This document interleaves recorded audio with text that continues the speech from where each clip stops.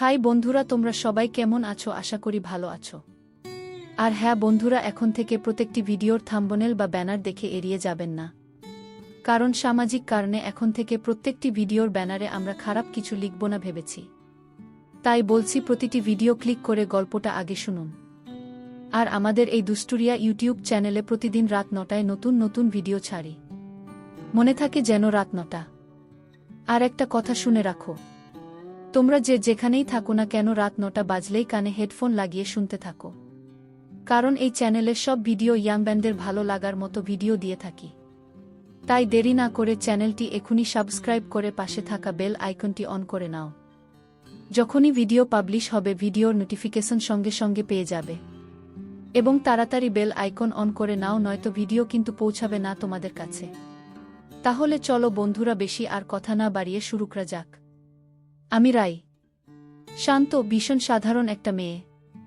কিন্তু আমার জীবনের গল্পটা মোটেও সাধারণ না। বিশেষ করে যেদিন প্রথম ওকে দেখেছিলাম, সেই সকালটা। সেদিন খুব ভোরে আমি বারান্দায় দাঁড়িয়েছিলাম। শীতের কুয়াশা তখনও পুরোপুরি কাটেনি, চারদিকে যেন নরম সাদা চাদর মুড়ে আছে। আর ঠিক সেই মুহূর্তেই ওকে দেখলাম। অয়ন আমাদের বাড়ির ঠিক সামনের রাস্তা ধরে হাঁটছিল, হাতে বই, গায়ে ধুলো পড়া নীল জ্যাকেট, আর চুলগুলো এলোমেলো। কিন্তু জানি না কেন ওকে দেখে মনে হলো এই ছেলেটা আমার জীবনে কিছু একটা বদলে দেবে। আমি জানতাম না ও পাশের বাড়িতে নতুন এসছে, জানতাম না ওর হাসিটা এত শান্ত করে দিতে পারে কাউকে। আমি শুধু দেখছিলাম আর থমকে গিয়েছিলাম। ও হঠাৎ থেমে আমার বারান্দার দিকে তাকালো। আমি এতটাই চমকে গেলাম যে চোখ সরিয়ে ফেললাম। তবু মনে হচ্ছিল ওর চোখ যেন কথা বলছে, যেন বলছে, এই শীতের সকালটায় তুমি আমায় দেখছো রাই? আমার বুকের ভিতর হালকা ধুকপুকানি শুরু হলো। এতদিন আমি ভাবতাম কেউ দেখে অকারণে হাসি আসে, এটা শুধু সিনেমায় হয়। কিন্তু সেদিন প্রথম বুঝলাম বাস্তবও কখনো কখনো গল্প হয়ে ওঠে। হঠাৎ মা পেছন থেকে ডাকল, রাই, নাস্তা করে নে কি। আমি চমকে পেছন ফেরার আগে শেষবার তাকালাম। অয়ন তখনও দাঁড়িয়ে আমার দিকেই তাকিয়ে মৃদু হাসছে। কি অদ্ভুতভাবে যেন আমার বুকের মাঝে সেই হাসিটা আটকে গেল। সেদিন বুঝিনি এই সাধারণ সকালটাই আমার জীবনের দিক পাল্টে দেবে। কিন্তু আজ, এতদিন পরে, সেই প্রথম দেখা ভোরটা মনে পড়লে আমার মনে হয় হয়তো প্রেম ঠিক এমনভাবেই এসে পড়ে, খুব চুপচাপ, খুব নরম করে, কিন্তু গভীরভাবে। সেদিনের সেই সকালটার কথা আমি ভুলতেই পারছিলাম না। যতবার চোখ বন্ধ করেছি ততবার অয়নের সেই শান্ত হাসিটা ভেসে উঠেছে। মনটা যেন অকারণে রৌদ্রোজ্জ্বল হয়ে উঠছিল। পরের দিন বিকেলে ছাদে গিয়েছিলাম কাপড় শুকোতে। নিচে রাস্তা দেখা যায়। ঠিক তখনই শুনলাম, এক্সকিউজ মি, আপনি কি রাই? আমি চমকে উঠলাম। নিচে দাঁড়িয়ে অয়ন, হাতে একটা ছোট খাম, আর চোখের কোণে সেই চেনা নরম হাসি। আমি ধীর গলায় বললাম, হ্যাঁ, আমি রাই। আপনি নতুন এসেছেন পাশের বাড়িতে, তাই না? অয়ন মাথা নাড়ল। হু, আমি অয়ন। কাল আপনাকে দেখেছিলাম, তাই আজ সাহস করে বললাম, এটার মালিক আপনি? ওর হাতে থাকা খামটা করিডোরে পড়ে গিয়েছিল আমার। তাড়াহুড়োতে বুঝতেই পারিনি। আমি হালকা লজ্জা পেলাম। ওহ হ্যাঁ, এটা আমারই। অয়ন খামটা এগিয়ে দিল। কিন্তু তখনই একটা অদ্ভুত ঘটনা হলো। আমাদের দুজনের হাত একসাথে ছুঁয়ে গেল। না, সেই ছোঁয়ায় কোনো বাড়াবাড়ি উত্তেজনা ছিল না, কিন্তু একটা খুব শান্ত, খুব কোমল স্রোত বয়ে গেল শরীরের ভেতর দিয়ে। মনে হলো হঠাৎ কেউ খুব ভরসা করে পাশে দাঁড়িয়ে আছে। আমি তাড়াতাড়ি হাত সরিয়ে নিলাম, তবুও ওর চোখ দুটো আমার ভেতরে কোথায় যেন নরমভাবে গিয়ে লাগল। অয়ন মৃদু হাসিতে বলল, আপনি কি প্রতিদিন ভোরে বারান্দায় দাঁড়ান? আমি লজ্জায় মাথা নিচু করে বললাম, না, মানে কখনো কখনো। ও আবার হাসল, তাহলে কাল আবার কখনো কখনো দাঁড়াবেন? আমি হাঁটতে বের হব। আমার মাথা এলোমেলো হয়ে গেল। ও এমনভাবে বলল যেন আমার সাথে দেখা হওয়ার আশা করাটাই খুব স্বাভাবিক। আমি শুধু বললাম, দেখা হবে যদি উঠে পড়ি। অয়ন বলল, আমি অপেক্ষা করব। শীতের বিকেলের আলোর মতো নরম, খুব সহজ, খুব শান্ত একটা প্রতিশ্রুতি ছিল ওর কথায়। ও চলে যাওয়ার পর বারান্দার রেলিংয়ে হাত রেখে দাঁড়িয়ে থাকলাম অনেকক্ষণ। মনে হচ্ছিল আমার বুকের মাঝে ছোট্ট একটা বাতাস জমে আছে, যা বারবার ফিসফিস করে বলছে, রাই। এটাই কি শুরু? সারা রাত ঘুম এল না। চোখ বন্ধ করলেই অয়নের কথা ভেসে উঠছিল। আমি অপেক্ষা করব, কে যেন মনটাকে নরম করে ছুঁয়ে দিয়ে গেছে। এত অল্প কিছুতেই এত আলো কেন ঢুকে পড়ছে আমার জীবনে? ভোর হতে না হতেই আমি বারান্দায় দাঁড়িয়ে গেলাম। আকাশ হালকা কমলা, চারদিকে কুয়াশার নরম পর্দা, আর আমার বুকের ভিতর অকারণ ধুকপুকানি। কয়েক মিনিট পরেই ওকে দেখতে পেলাম। অয়ন ধীরে ধীরে রাস্তা ধরে হাঁটছিল, গলায় মাফলার, চোখ দুটো কুয়াশা ভেদ করে আমার দিকেই যেন খুঁজছিল। আমাকে দেখতেই ও থামল, মুচকি হাসল। হৃদয়ের ভেতরটা কেমন যেন নরম হয়ে গেল। অয়ন একটু হাত নাড়ল।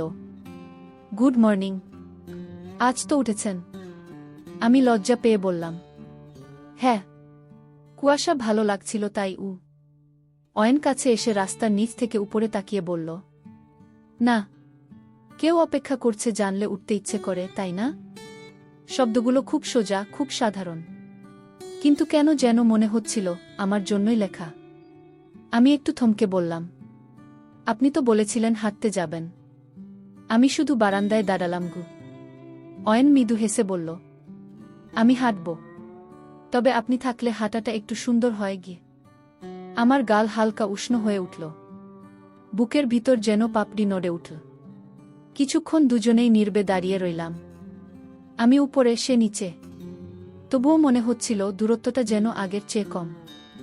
অয়ন চোখ তুলে বলল, রাই, আপনি কি প্রতিদিন ভোরে আসবেন? আমি কথাটা এড়িয়ে যেতে চাইলাম, তবুও গলায় হালকা কাঁপুনি নিয়ে বললাম, জানি না, তবে ইচ্ছা করলে আসব। অয়ন হাসল, তাহলে আমারও ইচ্ছে থাকবে।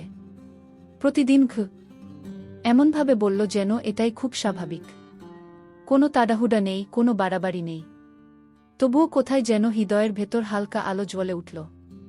অয়ন চলে যাওয়ার পরও আমি অনেকক্ষণ দাঁড়িয়ে রইলাম। শীতের কুয়াশা ভেদ করে সূর্য উঠছিল, আর মনে হচ্ছিল কেউ আমার রঙহীন জীবনটা ধীরে ধীরে রঙে ভরিয়ে দিচ্ছে। নিজেকে খুব চুপচাপ একটা প্রশ্ন করলাম, রাই, তুমি কি একটু একটু করে ওর দিকে হাঁটছ? সেদিন ভোরের দেখা সাক্ষাৎ আমার মাথায় ঘুরছিল সারাদিন। অয়নের সেই নরম নিরীহ হাসি, ওর চোখের সেই শান্ত দৃষ্টি, সব মিলিয়ে মনে হচ্ছিল অদ্ভুত এক টান জমে উঠছে আমাদের মাঝে। পরদিন বিকেলে আমি ছাদে উঠলাম। শীতের রোদটা মোলায়েম ছিল, আর বাতাসে ছিল একটা নরম গন্ধ, পুরনো শালের গন্ধ, নতুন কাঁথার গন্ধ, আর যেন একটু অয়নেরও। আমি রেলিংয়ে কাপড় দিতে দিতে টের পেলাম নিচে কেউ দাঁড়িয়ে আছে। উকি দিয়ে দেখি অয়ন। উনি একবার মাথা তুলে দেখল, তারপর মৃদু হেসে বলল, আপনি কি আমাকে ইচ্ছা করে এড়িয়ে যাচ্ছেন, রাই? আমি চমকে গেলাম। ইচ্ছা করে আবার কেউ এড়ায় নাকি? ছাদে এসেছিলাম শুধু। অয়ন একটু মজা করে বলল, ঠিক আছে, ধরে নিলাম, তবে আজ একটা কথা বলতেই হবে। আমি থেমে ওর দিকে তাকালাম। মনে হলো হাওয়াটাও যেন একটু শান্ত হয়ে গেছে। কি কথা? আমি ধীর গলায় জিজ্ঞেস করলাম। অয়ন বলল, আপনার হাসিটা খুব সুন্দর জানেন। কাল ভোরে যেভাবে একটু লজ্জা পেয়ে তাকালেন, সেটা সারাদিন মনে ছিল। আমি মাথা নিচু করলাম। গালজোড়া একটু উষ্ণ লাগছিল, কিন্তু অদ্ভুতভাবে কথাগুলো শুনে মনটা খুব আরাম পেয়েছিল। আমি বললাম, এভাবে কেউ বললে একটু অস্বস্তি লাগে, তবে ভালোও লাগে। অয়ন নিচ থেকে হাসল, ভালো লাগলে সেটাই যথেষ্ট। হঠাৎ ও বলল, রাই, আপনার কি মনে হয় দুইজন মানুষ খুব কম দিনে একে অপরকে বুঝে ফেলতে পারে?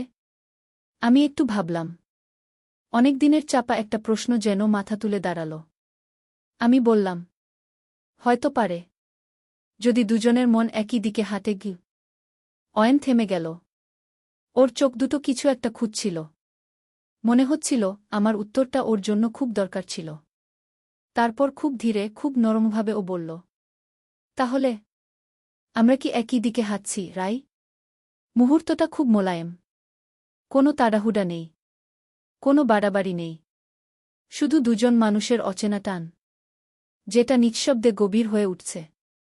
আমি একটু হেসে বললাম, হয়তো বুঝতে সময় লাগবে গুই। অয়ন মাথা নাড়ল। আমি অপেক্ষা করতে পারি এই কথাটুকুর মধ্যে এমন এক শান্তি ছিল। মনে হচ্ছিল শীতের রোদ গায়ে এসে যেন উষ্ণ হয়ে বসেছে। ও চলে যাওয়ার পর ছাদের রেলিংয়ে হেলান দিয়ে চোখ বন্ধ করলাম। বাতাসের শব্দ যেন ফিসফিস করে বলছিল, রাই, ধীরে ধীরে তুমি ওর দিকে চলছ। আর ও তোমার দিকে। কি সেদিনের ছাদের কথাগুলো মাথা থেকে যাচ্ছিল না? অয়নের সেই শান্ত প্রশ্নটা। আমরা কি একই দিকে হাঁটছি, রাই? মনটা বারবার কেঁপে উঠছিল। আমি উত্তর দিতে পারিনি, তবে ভেতরে কোথাও একটা নরম আলো জ্বলে উঠেছিল। যেন নতুন কিছু শুরু হতে চলেছে। বিকেলটা ছিল খুব শান্ত। আকাশ হালকা সোনালি, বাতাসে গরম, ঠান্ডা মেশানো শীতের গন্ধ, আর আমাদের বাড়ির সামনে আমগাছের পাতাগুলো ঝিরঝির শব্দ তুলছিল। আমি বারান্দায় দাঁড়িয়েছিলাম। হঠাৎ গেটের সামনে কারো কণ্ঠ শুনলাম, রাই, একটু আসবেন? আমি অবাক হয়ে তাকিয়ে দেখি অয়ন দাঁড়িয়ে আছে। চোখে সেই নরম ভরসার দৃষ্টি, গলায় ধূসর মাফলার, আর দুহাতে একটা ছোট কাগজের ব্যাগ। মনে হলো হৃদয়টা যেন এক মুহূর্ত থেমে গেল।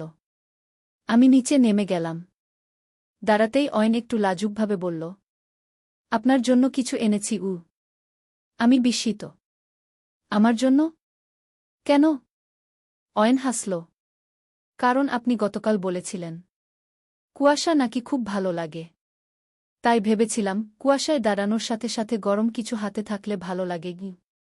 ও ব্যাগটা এগিয়ে দিল। ভেতরে ছিল 2 কাপ গরম ভুট্টার স্যুপ। আমি অবাক হয়ে ওর দিকে তাকালাম। এত ছোট একটা ব্যাপারে কেউ এইভাবে মনে রাখবে, সেটা আমি ভাবিনি। আমি নরম গলায় বললাম, আপনি সব মনে রাখেন? অয়ন শান্তভাবে বলল, আপনার কথা হলে হ্যাঁ, রাখি। আমার গাল উষ্ণ হয়ে উঠল। মনটা ধীরে ধীরে নরম হয়ে আসছিল। যেন কেউ খুব যত্ন নিয়ে আমার ভিতরের চুপচাপ মানুষটাকে দেখে দিচ্ছে। আমরা পাশাপাশি গেটের কাছে দাঁড়িয়ে স্যুপ খেলাম। কথা খুব কম হল, তবু প্রতিটা নীরবতার ভেতর একটা ছোট স্পন্দন ছিল। অয়ন বলল, রাই, আমি জানি না আপনি কি ভাবেন, কিন্তু আপনার সাথে কথা বলতে ভালো লাগে। খুব। আমি ধীরে বললাম, আমারও লাগে। অদ্ভুতভাবে। অয়ন মুচকি হেসে বলল, তাহলে মাঝে মাঝে এই রকম দেখা হবে? আমি হাসলাম, হবে, যদি আপনি ডাকেন। অয়ন বলল, তাহলে আমি ডাকব। বারবার। সে মুহূর্তে মনে হল কুয়াশা ভেজা বিকেলটা হঠাৎ করে একটু বেশি উষ্ণ হয়ে উঠেছে। আর আমার মন হয়তো একটু বেশি। অয়নমা। ওই দিন বিকেলে অয়নের সাথে দেখা হওয়ার পর থেকে একটা অচেনা শান্তি আমাকে ঘিরে রেখেছিল। কি যেন বদলে যাচ্ছিল ভেতরে। যেন নিজের হৃদয়ের দরজা একটু একটু করে খুলে যাচ্ছে। পরদিন সন্ধ্যায় বাড়ির সামনে দাঁড়িয়েছিলাম। হালকা ঠান্ডা হাওয়া, রাস্তায় কম লোকজন, আর চারপাশে একটা নরম, খুব নরম নীরবতা। ঠিক তখনই অয়ন ধীরে ধীরে এগিয়ে এলো। হাতে একটা বই, চোখে সেই নিরীহ হাসি। ও এসে বলল, রাই, আজ একটা জায়গায় নিয়ে যেতে চাই। খুব দূরে না, শুধু সামান্য হাঁটা। আমি একটু চমকে বললাম, কোথায়? অয়ন হেসে বলল, চলেন, দেখলেই বুঝবেন। আমি অদ্ভুতভাবে ওর উপর ভরসা করছিলাম। তাই কোনো প্রশ্ন না করেই পাশাপাশি হাঁটতে লাগলাম। আমরা দুজনে হাঁটতে হাঁটতে পৌঁছালাম বাড়ির পেছনের ছোট্ট মাঠে। একদম নির্জন, শান্ত, আর আকাশটা তখন হালকা গা নীল। দিন আর রাতের মাঝের সেই জাদুকরী মুহূর্ত। অয়ন বলল, এখানে আমি প্রায় আসি। খুব শান্ত লাগে। ভেবেছিলাম আজ আপনি পাশে থাকলে আরও ভালো লাগবে। আমি ঘাসের উপর বসে পড়লাম। অয়নও একটু দূরত্ব রেখে পাশে বসল। না, কোনো অস্বস্তি ছিল না। বরং মনে হচ্ছিল যেন ঠিক এই মুহূর্তটাই আমাদের দরকার ছিল। অয়ন বইটা খুলে বলল, আমি মাঝে মাঝে গল্প পড়ি এখানে বসে। আপনাকে আজ একটা লাইন শোনাব? আমি মাথা নাড়লাম। অয়নের কণ্ঠ খুব শান্ত, খুব গভীরভাবে নরম। ও পড়তে শুরু করল। কখনো কখনো দুজন মানুষের মাঝে দূরত্ব থাকে, কিন্তু মন যদি সৎ হয়, চোখ যদি সত্যি তাহলে দূরত্ব নিজেই হালকা হয়ে আসে গু। লাইনটা শেষ হতেই মনে হল, ও কি আমাকে বোঝাতে চাইল কিছু? আমি আস্তে বললাম, এই লাইনটা সুন্দর গো। অয়ন আমার দিকে তাকিয়ে বলল, সুন্দর? কারণ সত্যি ওর চোখের মধ্যে কিছু একটা ছিল, যা আমাকে এক মুহূর্তের জন্য চুপ করে দিল। আমি একটু সংযত হয়ে বললাম, অয়ন, তুমি কি সবসময় এমন? এত শান্ত, এত ধীরে কথা বলো? ও হেসে বলল, না, সবাইকে না, শুধু যে মানুষটাকে মন সত্যি করে মনে রাখে তার সাথে গু। আমার বুকের ভেতর হালকা কেঁপে উঠল। হাওয়াটা যেন একটু থেমে গেল। আমি শুধু বললাম, আমি বুঝতে পারছি না আমার কি হচ্ছে, কিন্তু তোমার সাথে থাকলে খুব শান্ত লাগে গু। অয়ন ধীরে মাথা নাড়ল। আমারও তাই রাই। কথাগুলো খুব সাধারণ, কোনো নাটক নেই, কোনো বাড়াবাড়ি নেই। তবুও মনে হচ্ছিল দুজনের মাঝের বাতাসটা একটু উষ্ণ হয়ে উঠছে। মাঠের নরম অন্ধকারে বসে থাকা সেই বিকেলটা দুজন মানুষের মাঝে প্রথম সত্যিকারের কাছাকাছি আসা মুহূর্ত হয়ে রইল। আমি মনে মনে বললাম, রাই, তুমি সত্যিই ওর দিকে হাঁটছ। ও সন্ধ্যার আকাশটা সেদিন অদ্ভুত লাল ছিল। মনে হচ্ছিল আজ কিছু একটা ঘটবেই। অয়ন বিকেলে বার্তা পাঠাল, রাই, তোমাকে শেষবার একটা কথা বলবো, আজ একটু বাইরে আসবে? আমার হৃদয় দুলে উঠল। শেষবার? কেন যেন সেই শব্দটার ভেতরেই একটা আগুন লুকিয়েছিল। আমি বের হতেই অয়ন আগে থেকেই দাঁড়িয়েছিল, চোখে অদ্ভুত গভীরতা, মুখে কোনো হাসি নেই, তবু ভেতরটা কাঁপিয়ে দেওয়া এক নরম উত্তাপ। ও ধীরে বলল, চলো, আজ সেই পুরনো মাঠে একবার যাই। মাঠে পৌঁছাতেই হাওয়া বদলে গেল। আকাশ কালো, অথচ হাওয়ায় গরম নিঃশ্বাসের মতো উষ্ণতা। আমরা দুজন পাশাপাশি বসলাম। তবে আজ অয়ন একটু বেশি কাছে। হাতের দূরত্ব নেই। হাওয়া ছুঁয়ে ছুঁয়ে ওর শরীরের উষ্ণতা টের পাচ্ছিলাম। আমি আস্তে বললাম, আজ এত চুপ কেন? অয়ন গভীর গলায় বলল, কারণ কথার চেয়ে তোমাকে দেখলে মনটা বেশি জ্বলে ওঠে রাই। আমার গলা শুকিয়ে গেল। শ্বাস টান হয়ে এল। অয়ন আমার দিকে একটু ঝুঁকে বলল, তুমি কি বুঝতেই পারো না তোমার এতটুকু হাসির মধ্যে কত আগুন থাকে? আমি হতভম্ব। কথা হারিয়ে ফেলেছি যেন। অয়ন আরও কাছে এল। শীতের রাতে ওর নিঃশ্বাস আমার গালে লাগছিল, উষ্ণ, কেঁপে ওঠা, আর অবিশ্বাস্যভাবে নরম। আমি থরথরিয়ে বললাম, অয়ন, তুমি আজ এমন কেন? ও চোখ সরাল না এক সেকেন্ডও। কারণ এতদিন ধরে নিজেকে আটকে রেখেছিলাম। আজ আর পারছি না রাই। আমার বুকের ভেতর আগুন ছড়িয়ে পড়ল। হাওয়া স্থির, মাঠ অন্ধকার। শুধু দুজন মানুষের নিঃশ্বাস জড়িয়ে যাচ্ছে। অয়ন ধীরে আমার হাত ধরল। না, জোর করে নয়, একটা গভীর, নরম, ধুকপুক করা আকাঙ্ক্ষা নিয়ে। ওর হাত ছুঁতেই মনে হল পুরো শরীরটা কেমন ঝলসে উঠল। আমি শ্বাস কেঁপে বললাম, এভাবে ধরলে আমারও মন অস্থির হয়ে যায়। অয়ন ফিসফিস করে বলল, হোক, আজ একটু অস্থির হোক। আমি আর পিছিয়ে গেলাম না। ওর কাঁধের পাশে মাথা রাখতেই মনে হল এই মানুষটার কাঁধেই আমার পৃথিবীর সবচেয়ে নিরাপদ, উষ্ণ জায়গা। ও ফিসফিস করে বলল, রাই, তোমার কাছে একটু থাকলে মনে হয় পুরো পৃথিবী আগুন হয়ে আলো ছড়াচ্ছে।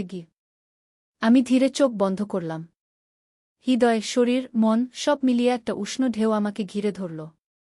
সেই মাঠে, নরম অন্ধকারের মধ্যে, দুজনের শ্বাস জড়িয়ে, অকথিত অনুভূতির আগুন ধীরে ধীরে জ্বলে উঠল। কোনো সীমা ছাড়িয়ে নয়, কিন্তু হৃদয়ের গভীরতম জায়গায় আগুন লাগানো সেই মুহূর্তটাই ছিল আমাদের গল্পের সত্যিকারের শেষ। একটা উষ্ণ নরম আগুন, যা পোড়ায় না, কেবল আলো দেয়। যদি এই গল্পটি আপনাকে স্পর্শ করে থাকে, তাহলে পরবর্তী ঘটনা শোনার জন্য অপেক্ষা করুন। আর বন্ধুরা, আমাদের এই ইউটিউব চ্যানেলে ভালো ভালো গল্প শুনতে হলে প্লিজ এখনই সাবস্ক্রাইব করুন এবং পরবর্তী পর্ব মিস করবেন না।